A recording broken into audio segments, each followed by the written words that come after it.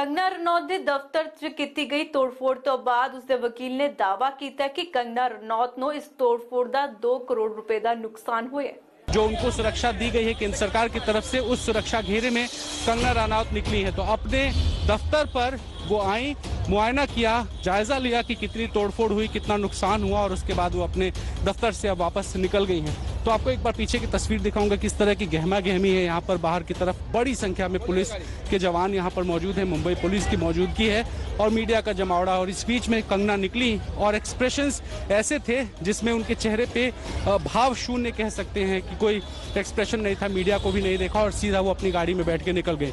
तो लगातार मुंबई पुलिस और सुरक्षा घेरे में कंगना रनौत पहुंची। और एक बार तस्वीरें आपको दिखाएं अंदर की, जो अभी भी मलबा पड़ा हुआ है, उस मलबे को देखिए और देखिए, अंदाजा लगाइए किस तरह से तोड़फोड़ हुई। और इसी का जायजा लेने कंगना अपने दफ्तर पर पहुंची थी।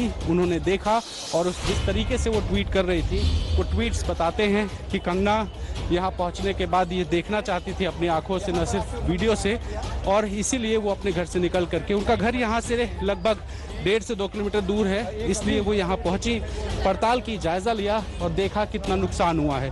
तो जिस तरीके से लगातार वो उद्धव ठाकरे को टारगेट कर रही थी अपने ट्वीट्स के माध्यम से, अब अपनी आंखों देखी, हो सकता है कुछ देर में फिर से उनकी बात सामने निकल कर आए और ट्वीट में वो कुछ न कुछ हित उद्धव ठाकरे और शिवसेना को करें।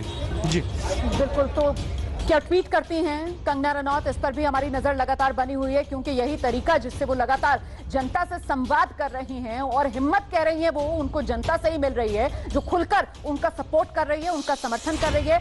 वकील कंगना रनौत के रिजवान सिद्दीकी साहब लगातार हमारे साथ बने हुए हैं और रिजवान सिद्दीकी साहब हमें बता रहे थे कितना नुकसान कंगना रनौत के इस घर को पहुंचा है। बीएमसी ने कल जिस तरीके से अपना हथौड़ा चलाया, सर आपने बताया करीब 2 करोड़ के आसपास का। अगर एरिया वाइज में कहूं तो किस किस को बीएमसी ने वहां पहुंचकर डिमोलिश किया एरिया को?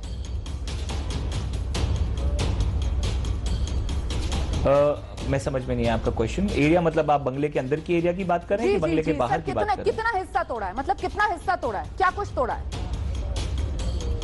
देखिए मैं आपको बताऊं, ऑलमोस्ट अंदर तो उन्होंने काफी डिस्ट्रॉय कर दिया। सी बिकॉज जो प्रॉपर्टी है, अब जाहिर सी बात है बंगलों के अंदर का जो कंस्ट्रक्शन है वो जाहिर सी बात है कि लीगल कंस्ट्रक्शन है, काफी साल से है। वो कंगना ने नहीं बनाया है, जमीन लेके कंगना ने कोई कंस्ट्रक्शन नहीं किया हुआ है। वो बनी बनाई बिल्डिंग उन्होंने खरीदी थी, बनी बनाए बंगलो बोलने का मतलब है कि उन्होंने खरीदा था। उसके अंदर अगर कोई वॉल्स इधर उधर शिफ्ट हुए थे तो वो सारी चीजों पे एक कानून तरीके से आप मतलब परमिशन मिल जाता है। This is not something which can be called as illegal, but ठीक है, अभी वो दावपेच जो है, जो आर्ग्यूमेंट्स है वो तो कोर्ट में करेंगे। मैं अभी लिमिटेड पॉइंट पे बोलूंगा कि अंदर जो उन्होंने जो तोड़ा है और जो आर्ग्यूमेंट के बेसिस पे तोड़ा है, उसमें जो चीजें पड़ी हुई थी, जैसे एक्सपेंसिव शैंडलियर हो गए, सोफा हो गया, पेंटिंग्स हो गई, आर्टिफैक्ट्स हो गए, ये सब बहुत महंगी चीजें हैं।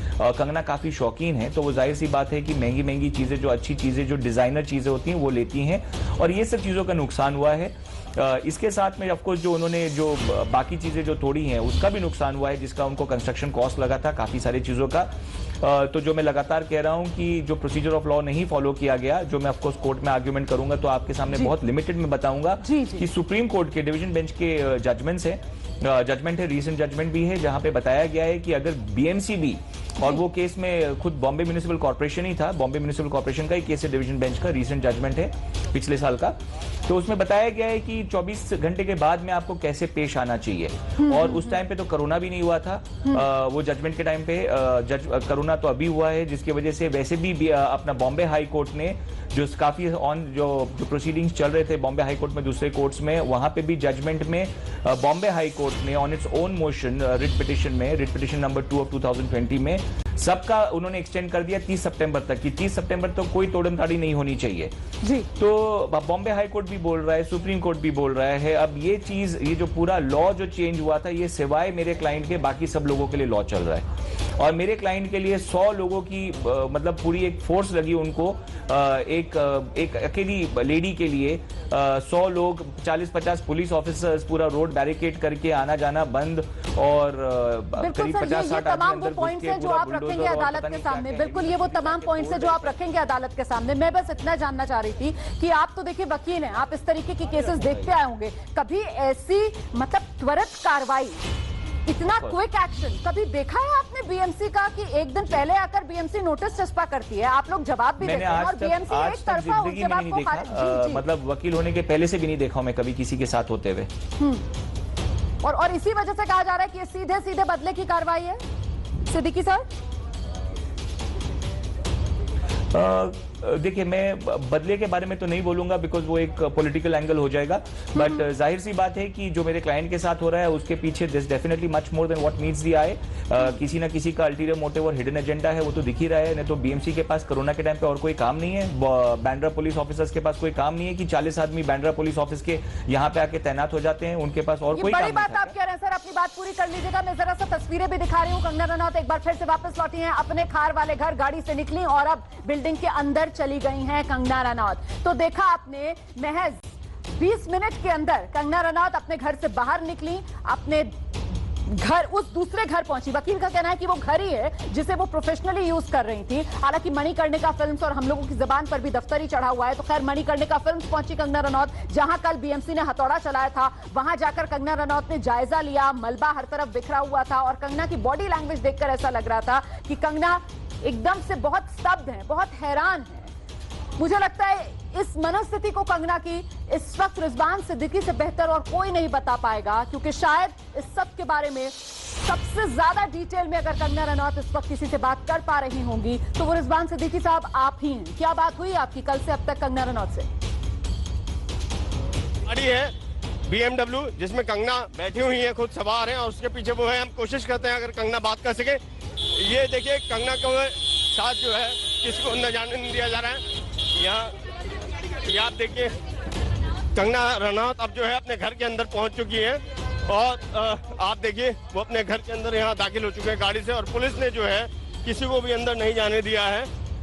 ਵੇਲੇ ਇੱਕ ਹੋਰ ਛੋਟੇ ਜਿਹੇ ਬ੍ਰੇਕ ਤੇ ਉਸ ਬਾਅਦ ਦੱਸਾਂਗੇ ਕਿ ਬੰਬੇ ਹਾਈ ਕੋਰਟ ਨੇ ਇਸ ਮਾਮਲੇ ਵਿੱਚ ਸੁਣਵਾਈ ਕਰਦੇ ਹੋਏ ਅੱਜ ਕੀ ਫੈਸਲਾ ਸੁਣਾਇਆ।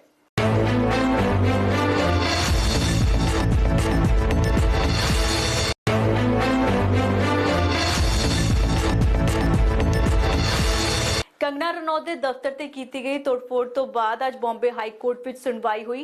अदालत ने इस मामले को 22 सितंबर तक टाल दिता है। उदों तक बीएमसी वालों कंगना रनौत के दफ्तर से ना ही कोई होर कार्रवाई की जा सकती है ते ना ही कंगना रनौत अपने दफ्तर में मुरम्मत करवा सकती है। अपने घर पहुंच गई हैं कंगना रनौत। के बीच बीच में रिपोर्ट्स लगातार आ रही हैं। रिजवान सिद्दीकी साहब, जो मैंने सवाल आपसे पूछा था उसका जवाब मेरे दर्शक सुनना चाहेंगे, क्योंकि हम कंगना रनौत के घर के बाहर से एक रिपोर्ट दिखाने लगे थे सर। मनोस्थिति किस तरीके की कंगना रनौत की, आपसे उन्होंने क्या कुछ शेयर किया सर?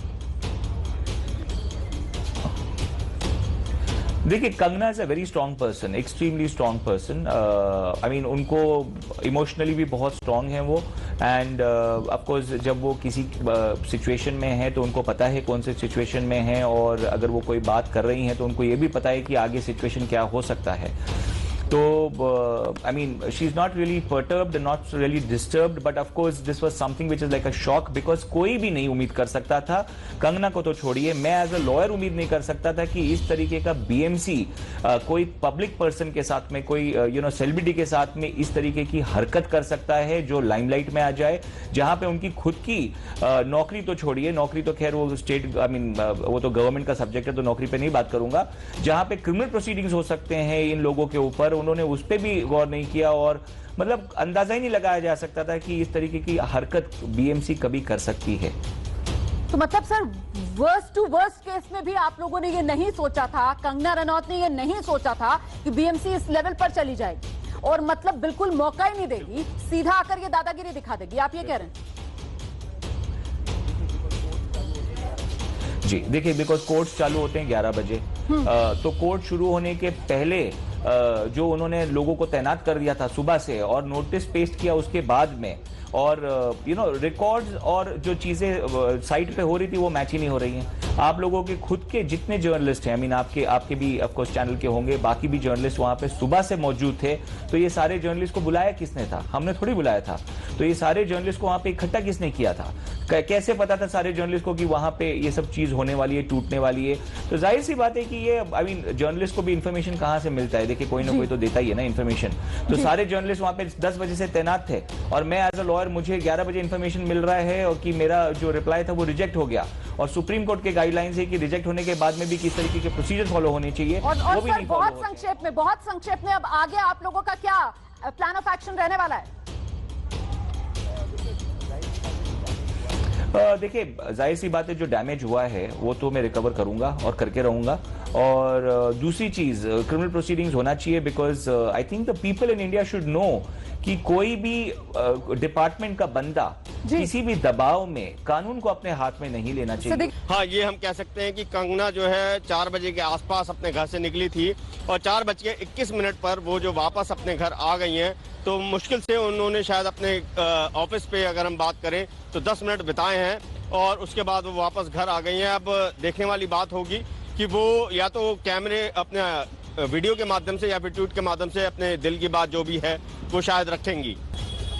और जाहिर है जिस तरीके से वो ट्वीट करके कहती हैं कि उनके पीठ पीछे हमला किया गया, जब वो फ्लाइट में थी तो कार्रवाई की गई और उसके बाद उनके दफ्तर को, जिसको वकील कह रहे हैं कि घर है, उसको तोड़ा गया। एक बार जरा तस्वीरें आपको दिखाऊं कि कितना सब चकनाचूर पड़ा हुआ है। और जाहिर है कि जब आप बहुत मेहनत से, बहुत लगन से अपने सपने को पूरा करने के लिए इस तरह से एक दफ्तर बनाते हैं और वहाँ आप भविष्य की कई ऐसी प्लानिंग्स करते हैं जिसके जरिए आप आगे बढ़ सकते हैं, कई ऐसे योजनाएं हैं जिनको पूरा कर सकते हैं, जब वो टूट जाता है, बिखर जाता है तो एक्सप्रेशंस तो जाहिर है कि पहला मौका था जब ये कार्रवाई हुई, उसके बाद कंगना पहुंची थी और इस तरह का मंजर देखकर किसी को भी दुख होगा, तो ये दुख उनके चेहरे पर निकलते हुए झलक रहा था। और करीब 10 से 12 मिनट जब वो यहाँ रुकी हैं तो उन्होंने इस जगह की पूरी पड़ताल की। और एक बार आपको नोटिस दिखाऊं, वो नोटिस जिसका रिजवान साहब अभी जिक्र कर रहे थे, उस नोटिस में कैसे लिखा हुआ है कि महज उनके नोटिस देने के कुछ ही देर बाद इसको जो है रिजेक्ट किया गया और कार्रवाई की गई। ये वो नोटिस है, आप देखिए कि ओनर यहाँ पर कंगना रनौत का नाम लिखा है, बंगलो नंबर लिखा हुआ है और यहाँ पर ऑर्डर है, the reply filed by you dated 8/9/2020 through advocate mister Rizwan Siddiqui is rejected. इसी रिजेक्शन का बात करें और इसी को आधार बनाकर, इस नोटिस को आधार बनाकर ये जो कार्रवाई है वो बीएमसी ने की थी।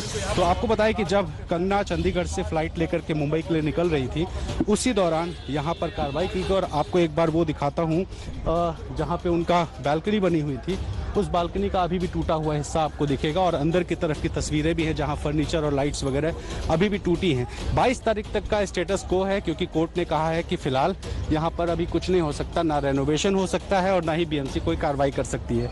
तो अगली तारीख बॉम्बे हाई कोर्ट की जो है वो 22 तारीख है, तो अब 22 तक यहाँ पे इसी तरह का नज़ारा रहेगा। बिल्कुल दोनों पार्टीज को कहा गया है कि कुछ नहीं हो सकता, यानी बीएमसी जो अगली कार्रवाई की मांग उनके घर पे कर रही है वो भी नहीं हो सकती है और न ही कंगना रनौत यहाँ पर रेनोवेशन करा सकती हैं। तो अगली तारीख जब तय होगी, कोर्ट सुनवाई करेगी, कागजात का मुआयना करेगी और देखेगी कि बीएमसी ने जो आधार बनाया है, क्या वो आधार इस कार्रवाई के लिए सही है। जिस स्पीड से ये कार्रवाई की गई, जिस स्पीड से ये नोटिस लगाया गया, क्या ये नोटिस सही है, क्या इतनी जल्दी कार्रवाई करनी थी। जब उसी दिन मामला कोर्ट में था, उसकी सुनवाई होनी थी, तो बीएमसी ने जो कार्रवाई सुबह सुबह कर दी, यहाँ पर जेसीबी वगैरह लगा दी, वो सही था कि नहीं था। तो कई आधार है और रिजवान साहब अभी हमारी एबीपी न्यूज पर ही बात करते कह रहे थे कि रिकवरी तो वो लेकर के रहेंगे, यानी कि वो अब क्लेम करेंगे कोर्ट में कि बता रहे कह रहे थे कि 2 करोड़ का वो जिक्र कर रहे थे कंगना रनौत के वकील अभी कुछ देर पहले एबीपी न्यूज पर जब हमसे बात कर रहे थे, तो 2 करोड़ उन्होंने बताया कि नुकसान 2 करोड़ रुपए का हुआ है कंगना रनौत को। जिस तरीके से बीएमसी ने अपना हथौड़ा चलाया है कंगना रनौत के इस घर पर, जिसे as a professional Kangana Ranaut इस्तेमाल कर रही थी। फिलहाल इस बुलेटिन में रही मैनू दो इजाजत। देश दुनिया ते पंजाब दी हर वड्डी खबर ਲਈ बने रहो एबीपी सांझा दे नाल।